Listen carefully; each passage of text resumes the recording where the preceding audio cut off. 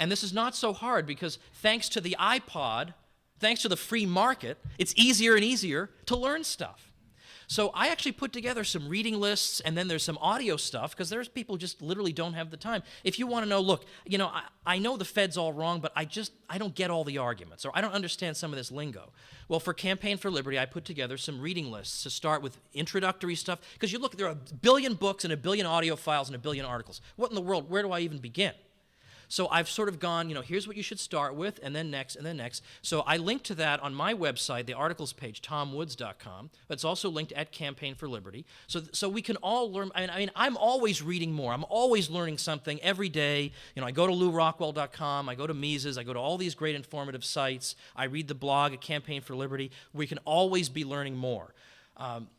Because you'd be surprised at how little people who don't share our views actually know about a lot of these topics. They'll bluff all day long, but it's a bluff, because if you actually start talking about the business cycle, they have no idea what you are saying. In fact, one of my professors, this name I will not mention because he's a decent person, actually a very distinguished professor at Columbia University, openly admitted to us that he didn't know a thing about the economics of depressions. So his explanation for the depression, he decided, the depression of the 30s, he decided that he would just choose the one that most comported with his own political views. So his political views consist of, we need to have a big government managing society. So therefore, I will pick the theory that says the problem was, and the reason we had the depression, was that we didn't have a big enough government directing the economy. So he chooses that. So he openly admitted that at an Ivy League institution, that he hasn't even bothered to look through this. He just thought, well, I'll just pick this for political reasons. He said that openly. So if you know like one solid paragraph about some of these subjects, it's enough to make people think that maybe there is an alternative that I have not been told and I've not heard about first. But every one of us has something to do, whether it's educating ourselves, giving your neighbor an article or a DVD or a book. Because think, a lot of people in this room got interested in this because they watched a YouTube speech that was forwarded to them or they read a book. Well, you've got to be that person to somebody else. And think about how many people can I reach every day. And sometimes, you know, it may be, it just has no effect. Well, okay, so you keep trying.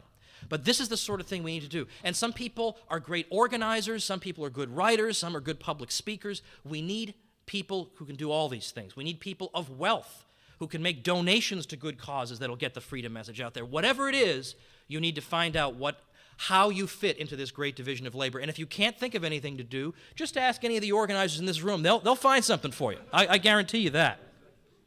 Well, just so that we can stay on schedule, I'm going to close with this. We're fighting for what is true, and we should be reminded of what Ludwig von Mises, the great economist, said. He said, everyone carries a part of society on his shoulders. No one is relieved of his share of responsibility by others. And no one can find a safe way out for himself if society is sweeping toward destruction. Therefore, everyone in his own interests must thrust himself vigorously into the intellectual battle. None can stand aside with unconcern. The interest of everyone hangs on the result. Whether he chooses or not, every man is drawn into the great historical struggle, the decisive battle into which our epoch has plunged us. My friends, we are fighting for what is good, what is morally right, and what is true. And win or lose, we need all honorable people to stand with us, to commit themselves to this cause, to stand against the phony choices we're given, to stare evil in the face and to say, I do not want to live in an Orwellian nightmare. I choose to live in a free country. Thank you very much.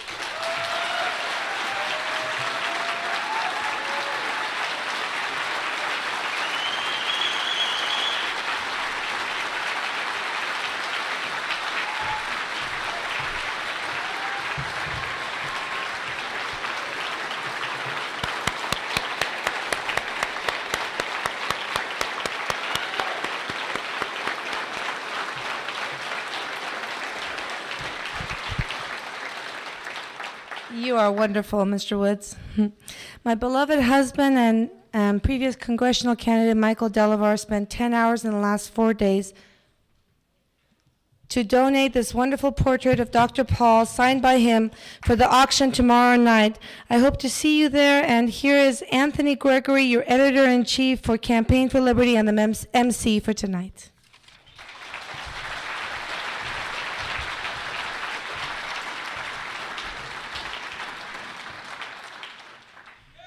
In the history of the struggle of liberty, there are a few people who stand out as giants.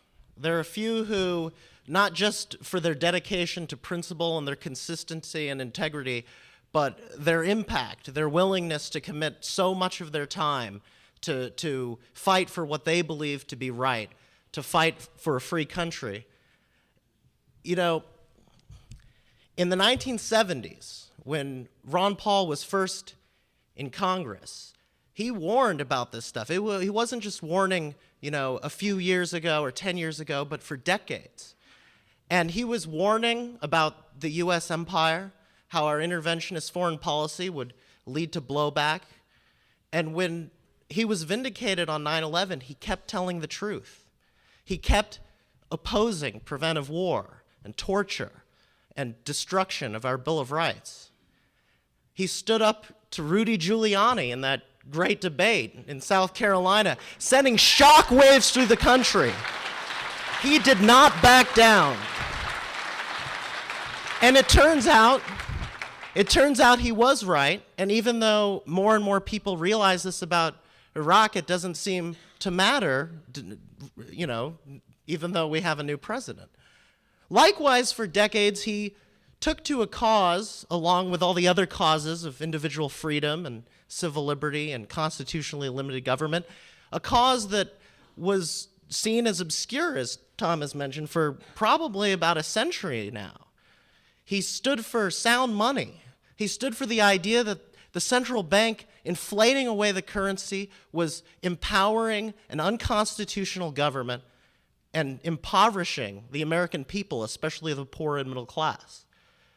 And he warned, just as he warned about how U.S. foreign policy was going to lead to destruction of American lives and liberty, he warned about how this central bank inflation was also going to have its day of reckoning. And again, they laughed at him in those 2008 debates. Practically all of the other Republicans were saying, of course, the fundamentals of the economy are sound. I mean, how could they not be? We've had a Republican president, a Republican Congress for so long, right? But they didn't want to look at the central bank. And lo and behold, in the last year, he's been vindicated once again. Now, along with being right and dedicated to principle for all this time, he has a special place in the history of the ideas of liberty because he didn't just bring a lot of people together. He has exposed and revealed how many of us there actually are. And he's shown that the future can be much brighter as thousands, tens of thousands, hundreds of thousands, and millions of Americans have become receptive to this message that many of them have been instinctually, holding on to this whole time, but just wanted to hear someone say it. And now it turns out there's far more of us than I think many of us could have ever dreamt of.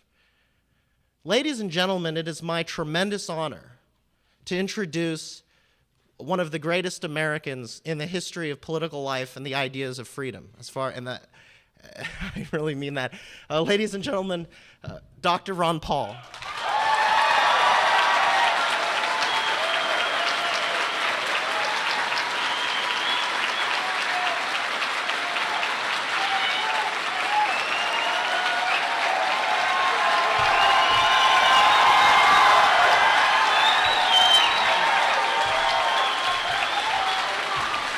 Thank you. Thank you very much.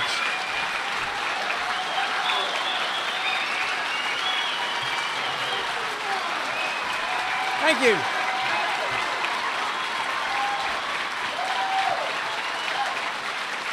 Thank you, thank you.